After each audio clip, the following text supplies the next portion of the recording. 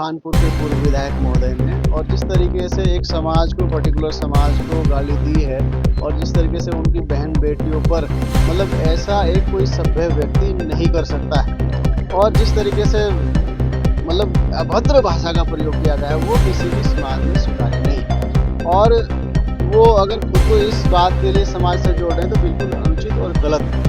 भाई हमारे गुर्जर समाज में सब सभ्य लोग हैं। मैंने आज तक किसी से इतनी अभद्र भाषा और ऐसी तुच्छ मानसिकता का प्रयोग मैंने नहीं सुना। ये भी सारे हमारे गुर्जर भाई खड़े हैं, लेकिन यहाँ आप आसपास के गांव भी हैं, हमारे चमार भाई भी हैं, तमाम लोग यहाँ पर हैं। सब आपस में स्वार्थ के साथ रहते हैं, किसी को किसी से कोई आपत्ति नहीं है। भाई अगर कुछ मन मुटाव भी हो गया तो आपस में बैठ करके समझौता हो जाते हैं, सुलझा लिए जाते हैं। हमारे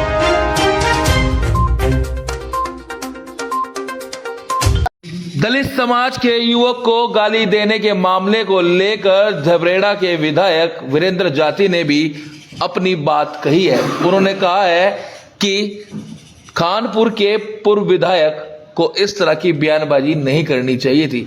उन्होंने कहा है कि यदि उनके द्वारा इस तरह की बयानबाजी की गई है तो यह सरासर गलत। आइए सुनते हैं क्या कहा वीरेंद्र जाति ने। मैंने भी वो ऑडियो सुनी है, और जिस तरीके से उन्होंने बयानबाजी की है खानपुर के पूर्व विधायक महोदय ने, और जिस तरीके से एक समाज को, पर्टिकुलर समाज को गाली दी है, और जिस तरीके से उनकी बहन बेटियों पर, मतलब ऐसा एक कोई सभ्य व्यक्ति नहीं कर सकता है। और जिस तरीके से मतलब अभद्र भाषा का प्रयोग किया गया है, वो किसी भी समाज में स्वीकार्य नहीं। और वो अगर खुद को इस बात के लिए समाज से जोड़ रहे हैं तो बिल्कुल अनुचित और गलत है। भाई हमारे गुर्जर समाज में सब सभ्य लोग हैं। मैंने आज तक किसी से इतनी अभद्र भाषा और ऐसी तुच्छ मानसिकता का प्रयोग मैंने नहीं सुना। ये भी सारे हमारे गुर्जर भाई खड़े हैं, लेकिन यहाँ आप आसपास के गांव भी हैं, हमारे चमार भाई भी हैं, तमाम लोग यहाँ पर हैं। सब आपस में स्वार्थ के साथ रहते हैं, किसी को किसी से कोई आपत्ति नहीं है। भाई अगर कुछ मन मुटाव भी हो गया तो आपस में बैठ करके समझौता हो जाते हैं, सुलझा लिए जाते हैं। हमारा क्षेत्र, पूरा हरिद्वार क्षेत्र ऐसा नहीं है कि यहाँ जातीय इस तरीके का संघर्ष हो। लेकिन एक बयान के बाद, प्रणव सिंह चैंपियन के बयान के बाद, जिस तरीके से उन्होंने इस घटना से लोगों को आहत किया है, भाई एक जनप्रतिनिधि अगर इस तरीके की भाषा का प्रयोग करेगा, इस तरीके की भाषा का उपयोग करेगा, तो अपने आप में बिल्कुल अनुचित और बिल्कुल गलत है। मैं इसका विरोध करता हूं। और संविधान में विश्वास करने वाले हम लोग हैं।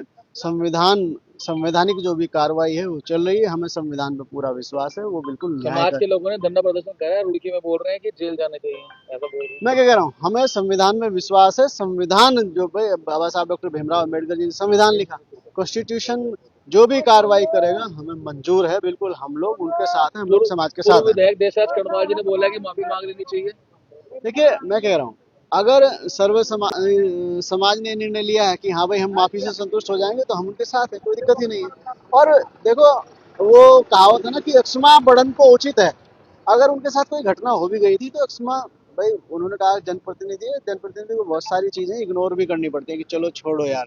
लेकिन कोई भी समाज के साथी हमारे प्रधान जी हैं, ये भी गुर्जर समाज से हैं, सारे गुर्जर समाज से, कोई भी उनके इस निजी बयान का कोई भी समर्थन नहीं करता। भाई गाली गलौज का कोई भी समर्थन नहीं कर रहा है। किसी भी समाज के लोगों से आप पूछ लीजिए, हो सकता है कि भाई ये राजनीतिक दृष्टिकोण से लोग उनके साथ हों, लेकिन उनके इस बयान में, इस ऐसे बेभाषा के लिए कोई भी हमारा गुजर भाई उनके साथ नहीं। और भाई हम देखो, कोई भी हो, जो कोई गाली का समर्थन हम नहीं करते। जो अभद्र टिप्पणी करेगा उसके हम समर्थन में नहीं, चाहे वो हमारी बिरादरी से हो या कोई किसी भी हो, सर्व समाज के। ये देखो गंदी भाषा का प्रयोग कभी नहीं करना चाहिए।